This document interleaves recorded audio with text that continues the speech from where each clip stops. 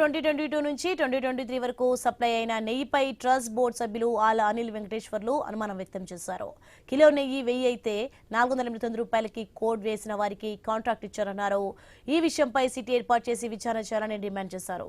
YCP నేతలు కుల మత రాజకీయాలు చేస్తున్నారని మండిపడ్డారు అనిల్ వెంకటేశ్వర్లు. తిరుమల లడ్డు గురించి సిట్ ఎంక్వైరీలో క్లియర్గా అది నెయ్యి కాదు, అవశేషాలు, కెమికల్స్ అనేది వచ్చింది. అసలు నెయ్యి అనేదే లేనప్పుడు అది కల్తీ కిందనే వస్తుంది. ఈ పొలిటికల్గా రకరకాల మాటలు వస్తున్నాయి.